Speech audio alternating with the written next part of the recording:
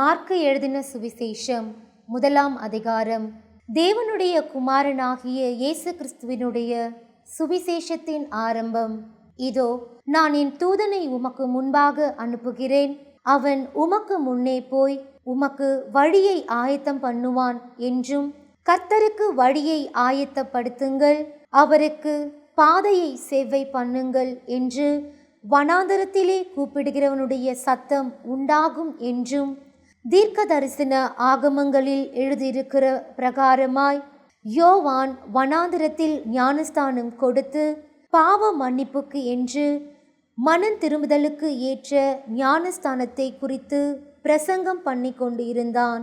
அப்பொழுது யூதேயா தேசத்தார் அனைவரும் எருசலேம் நகரத்தார் யாவரும் அவனிடத்திற்கு போய் தங்கள் பாவங்களை அறிக்கையிட்டு யோர்தான் நதியில் அவனால் ஞானஸ்தானம் பெற்றார்கள். யோவான் ஒட்டக மயிர் உடையை தரித்து தன் அறையில் வார்க்கச்சையை கட்டி கொண்டவனாயும் வெட்டுக்கிளியையும் காட்டு தேனையும் புசிக்கிறவனாயும் இருந்தான். அவன், என்னிலும் வல்லவர் ஒருவர் எனக்கு பின் வருகிறார், அவருடைய பாத இரட்சைகளின் வாரை குனிந்து அவிழ்க்கிறதற்கும் நான் பாத்திரன் அல்ல. நான் ஜலத்தினால் உங்களுக்கு ஞானஸ்தானம் கொடுத்தேன், அவரோ பரிசுத்த ஆவியினால் உங்களுக்கு ஞானஸ்தானம் கொடுப்பார் என்று பிரசங்கித்தான். அந்த நாட்களில் இயேசு கலிலேயாவில் உள்ள நாசரேத்து ஊரிலிருந்து வந்து யோர்தான் நதியில் யோவானால் ஞானஸ்தானம் பெற்றார். அவர் ஜலத்திலிருந்து கரையேறின உடனே வானம் திறக்கப்பட்டதையும் ஆவியானவர் புறாவை போல் தம்மேல் இறங்குகிறதையும் கண்டார். அன்றியும், நீர் என்னுடைய நேசகுமாரன், உம்மில் பிரியமாயிருக்கிறேன் என்று வானத்திலிருந்து ஒரு சத்தம் உண்டாயிற்று. உடனே ஆவியானவர் அவரை வனாந்திரத்திற்கு போகும்படி ஏவினார். அவர் வனாந்திரத்திலே 40 நாள் இருந்து சாத்தானால் சோதிக்கப்பட்டு அங்கே காட்டு மிருகங்களின் நடுவிலே சஞ்சரித்து கொண்டிருந்தார். தேவதூதர்கள் அவருக்கு ஊழியம் செய்தார்கள். யோவான் காவலில் வைக்கப்பட்ட பின்பு இயேசு கலிலேயாவிலே வந்து தேவனுடைய ராஜ்யத்தின் சுவிசேஷத்தை பிரசங்கித்து, காலம் நிறைவேறிற்று, தேவனுடைய ராஜ்யம் சமீபமாயிற்று, மனம் திரும்பி சுவிசேஷத்தை விசுவாசியுங்கள் என்றார். அவர் கலிலேயா கடலோரமாய் நடந்து போகையில் மீன் பிடிக்கிறவர்களாயிருந்த சீமோனும் அவன் சகோதரன் அந்திரேயாவும் கடலில் வலை போட்டு கொண்டிருக்கிற போது அவர்களை கண்டார். இயேசு அவர்களை நோக்கி, என் பின்னே வாருங்கள், உங்களை மனுஷரை பிடிக்கிறவர்கள் ஆக்குவேன் என்றார். உடனே அவர்கள் தங்கள் வலைகளை விட்டு அவருக்கு பின் சென்றார்கள். அவர் அவ்விடம் விட்டு சற்று அப்புறம் போனபோது செபதேயுவின் குமாரன் யாக்கோபும் அவன் சகோதரன் யோவானும் படவிலே வலைகளை பழுது பார்த்து கொண்டிருக்கிறதை கண்டு உடனே அவர்களையும் அழைத்தார். அப்பொழுது அவர்கள் தங்கள் தகப்பனாகிய செபதேயுவை கூலி ஆட்களோடு படவிலே விட்டு அவருக்கு பின் சென்றார்கள். பின்பு கப்பர்நகூமுக்கு போனார்கள். உடனே அவர் ஓய்வு நாளில் ஜெப ஆலயத்திலே பிரவேசித்து போதகம் பண்ணினார். அவர் வேத பாரகரைப் போல போதியாமல் அதிகாரமுடையவராய் அவர்களுக்கு போதித்தபடியினால் அவருடைய போதகத்தை குறித்து ஜனங்கள் ஆச்சரியப்பட்டார்கள். அவர்களுடைய ஜெப ஆலயத்திலே அசுத்த ஆவியுள்ள ஒரு மனுஷன் இருந்தான். அவன், ஐயோ, நசரேனாகிய இயேசுவே, எங்களுக்கும் உமக்கும் என்ன? எங்களை கெடுக்கவா வந்தே? உம்மை இன்னார் என்று அறிவேன், நீர் தேவனுடைய பரிசுத்தர் என்று சத்தமிட்டான். அதற்கு இயேசு, நீ பேசாமல் இவனை விட்டு புறப்பட்டு போ என்று அதட்டினார். உடனே அந்த அசுத்த ஆவி அவனை அலைக்கழித்து மிகுந்த சத்தமிட்டு அவனை விட்டு போய்விட்டது. எல்லாரும் ஆச்சரியப்பட்டு, இது என்ன? இந்த புதிய உபதேசம் எப்படிப்பட்டது? இவர் அதிகாரத்தோடே அசுத்த ஆவிகளுக்கும் கட்டளை இடுகிறார், அவைகள் இவருக்கு கீழ்ப்படுகிறதே என்று தங்களுக்குள்ளே ஒருவரோடு ஒருவர் சொல்லிக் கொண்டார்கள். அது முதல் அவருடைய கீர்த்தி கலிலேயா நாடெங்கும் பிரசித்தமாயிற்று.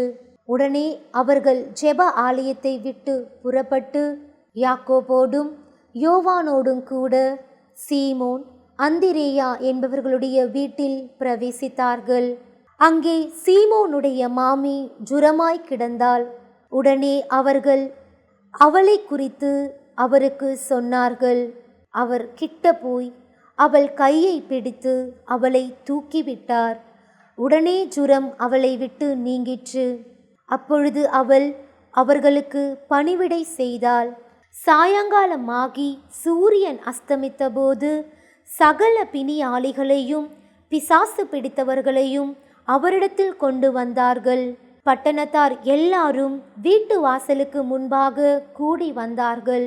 பலவிதமான வியாதிகளினால் உபத்திரவப்பட்டிருந்த அநேகரை அவர் சொஸ்தமாக்கி அநேகம் பிசாசுகளையும் துரத்திவிட்டார்.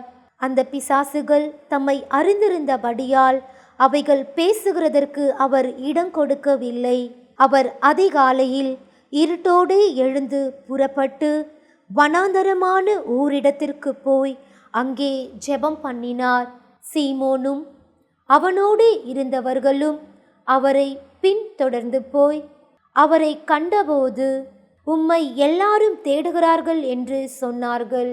அவர்களை அவர் நோக்கி, அடுத்த ஊர்களிலும் நான் பிரசங்கம் பண்ண வேண்டுமாதலால் அவ்விடங்களுக்கு போவோம் வாருங்கள், இதற்காகவே புறப்பட்டு வந்தேன் என்று சொல்லி கலிலேயா நாடெங்கும் அவர்களுடைய ஜெப ஆலயங்களில் அவர் பிரசங்கம் பண்ணிக்கொண்டும் பிசாசுகளை துரத்தி கொண்டும் இருந்தார். அப்பொழுது குஷ்டரோகி ஒருவன் அவரிடத்தில் வந்து அவர் முன்பாக முழங்கால் படியிட்டு, உமக்கு சித்தமானால் என்னை சுத்தமாக்க உம்மால் ஆகும் என்று வேண்டிக் கொண்டான். இயேசு மனதுருகி கையை நீட்டி அவனை தொட்டு, எனக்கு சித்தமுண்டு, சுத்தமாகு என்றார். இப்படி அவர் சொன்ன உடனே குஷ்டரோகம் அவனை விட்டு நீங்கிற்று. அவன் சுத்தமானான். அப்பொழுது அவர் அவனை நோக்கி, நீ இதை ஒருவருக்கும் சொல்லாதபடிக்கு எச்சரிக்கையாயிரு. ஆயினும் நீ போய் ஆசாரியனுக்கு உன்னை காண்பித்து, நீ சுத்தமானதின் நிமித்தம் மோசே கட்டளையிட்டிருக்கிறவைகளை அவர்களுக்கு சாட்சியாக செலுத்து என்று கண்டிப்பாய் சொல்லி உடனே அவனை அனுப்பிவிட்டார். அவனோ புறப்பட்டு போய் இந்த சங்கதி எங்கும் விளங்கும்படியாக பிரசித்தம் பண்ண தொடங்கினான். அதனால் அவர் வெளியரங்கமாய் பட்டணத்தில் பிரவேசிக்க கூடாமல் வெளியே வனாந்தரமான இடங்களில் தங்கியிருந்தார். எத்திசையிலும் இருந்து ஜனங்கள் அவரிடத்திற்கு வந்தார்கள். 2ஆம் அதிகாரம். சில நாட்களுக்கு பின்பு அவர் மறுபடியும் கப்பர்நகூமுக்கு போனார். அவர் வீட்டில் இருக்கிறார் என்று ஜனங்கள் கேள்விப்பட்டு உடனே வாசலுக்கு முன்னும் நிற்க இடம் போதாதபடிக்கு அநேகர் கூடி வந்தார்கள். அவர்களுக்கு வசனத்தை போதித்தார். அப்பொழுது 4 பேர் ஒரு திமிர்வாதக்காரனை சுமந்து கொண்டு அவரிடத்தில் வந்தார்கள். ஜனக்கூட்டத்தின் நிமித்தம் அவருக்கு சமீபமாய் சேரக்கூடாமல் அவர் இருந்த வீட்டின் மேற்கூரையை பிரித்து திறப்பாக்கி திமிர்வாதக்காரன் கிடக்கிற படுக்கையை இறக்கினார்கள். இயேசு அவர்கள் விசுவாசத்தை கண்டு திமிர்வாதக்காரனை நோக்கி, மகனே, உன் பாவங்கள் உனக்கு மன்னிக்கப்பட்டது என்றார். அங்கே உட்கார்ந்திருந்த வேத பாரகரில் சிலர், இவன் இப்படி தேவதூஷணம் சொல்லுகிறது என்ன? தேவன் ஒருவரே அன்றி பாவங்களை மன்னிக்கத்தக்கவர் யார் என்று தங்கள் இருதயங்களில் சிந்தித்து கொண்டு இருந்தார்கள். அவர்கள் தங்களுக்குள்ளே இப்படி சிந்திக்கிறார்கள் என்று இயேசு உடனே தம்முடைய ஆவியில் அறிந்து அவர்களை நோக்கி, நீங்கள் உங்கள் இருதயங்களில் இப்படி சிந்திக்கிறது என்ன? உன் பாவங்கள் உனக்கு மன்னிக்கப்பட்டது என்று சொல்வதோ, எழுந்து உன் படுக்கையை எடுத்துக்கொண்டு நடவென்று சொல்வதோ எது எளிது? பூமியிலே பாவங்களை மன்னிக்க மனுஷகுமாரனுக்கு அதிகாரம் உண்டு என்பதை நீங்கள் அறிய வேண்டும் என்று சொல்லி திமிர்வாதக்காரனை நோக்கி, நீ எழுந்து உன் படுக்கையை எடுத்துக்கொண்டு உன் வீட்டுக்கு போ என்று உனக்கு சொல்லுகிறேன் என்றார். உடனே அவன் எழுந்து தன் படுக்கையை எடுத்துக்கொண்டு எல்லாருக்கும் முன்பாக போனான். அப்பொழுது எல்லாரும் ஆச்சரியப்பட்டு நாம் ஒரு காலம் இப்படி கண்டது இல்லை என்று சொல்லி தேவனை மகிமைப்படுத்தினார்கள். அவர் மறுபடியும் புறப்பட்டு கடலருகே போனார். அப்பொழுது ஜனங்கள் எல்லாரும் அவரிடத்தில் வந்தார்கள். அவர்களுக்கு போதகம் பண்ணினார். அவர் நடந்து போகையில் அல்பேயுவின் குமாரன் ஆகிய லேவி ஆயத்துறையில் உட்கார்ந்திருக்கிறதை கண்டு, எனக்கு பின் சென்று வா என்றார். அவன் எழுந்து அவருக்கு பின் சென்றான். அப்பொழுது அவனுடைய வீட்டிலே அவர் போஜன பந்தி இருக்கையில் அநேக ஆயக்காரரும் பாவிகளும் அவரோடே கூட வந்திருந்தபடியால் அவர்களும் இயேசுவோடும் அவர் சீஷரோடும் கூட பந்தி இருந்தார்கள். அவர் ஆயக்காரரோடும் பாவிகளோடும் போஜனம் பண்ணுகிறதை வேத பாரகரும் பரிசேயரும் கண்டு அவருடைய சீஷரை நோக்கி, அவர் ஆயக்காரரோடும் பாவிகளோடும் போஜனபானம் பண்ணுகிறது என்னவென்று கேட்டார்கள். இயேசு அதை கேட்டு, பிணியாளிகளுக்கு வைத்தியன் வேண்டியதே அல்லாமல் சுகமுள்ளவர்களுக்கு வேண்டியது இல்லை, நீதிமான்களை அல்ல பாவிகளையே மனம் திரும்புகிறதற்கு அழைக்க வந்தேன் என்றார். யோவானுடைய சீஷரும் பரிசேயருடைய சீஷரும் உபவாசம் பண்ணி வந்தார்கள். அவர்கள் அவரிடத்தில் வந்து, யோவானுடைய சீஷரும் பரிசேயருடைய சீஷரும் உபவாசிக்கிறார்களே, உம்முடைய சீஷர் உபவாசியாமல் இருக்கிறது என்னவென்று கேட்டார்கள். அதற்கு இயேசு, மணவாளன் தங்களோடு இருக்கையில் மணவாளனுடைய தோழர் உபவாசிப்பார்களா? மணவாளன் தங்களுடனே இருக்கும் வரைக்கும் உபவாசிக்க மாட்டார்களே. மணவாளன் அவர்களை விட்டு எடுபடும் நாட்கள் வரும், அந்த நாட்களிலே உபவாசிப்பார்கள். ஒருவனும் கோடி துண்டை பழைய வஸ்திரத்தோடு இணைக்க மாட்டான். இணைத்தால் அதனோடே இணைத்த புதிய துண்டு பழையதை அதிகமாய் கிழிக்கும், பீறலும் அதிகமாகும். ஒருவனும் புது திராட்சை ரசத்தை பழந்துருத்திகளில் வார்த்து வைக்க மாட்டான். வார்த்து வைத்தால் புது ரசம் துருத்திகளை கிழித்து போடும், ரசமும் சிந்திப்போம், துருத்திகளும் கெட்டுப்போம். புது ரசத்தை புது துருத்திகளில் வார்த்து வைக்க வேண்டும் என்றார். பின்பு அவர் ஓய்வு நாளில் பயிர் வழியே போனார். அவருடைய சீஷர்கள் கூட நடந்து போகையில் கதிர்களை கொய்ய தொடங்கினார்கள். பரிசேயர் அவரை நோக்கி, இதோ ஓய்வு நாளில் செய்யத்தகாததை இவர்கள் ஏன் செய்கிறார்கள் என்றார்கள்.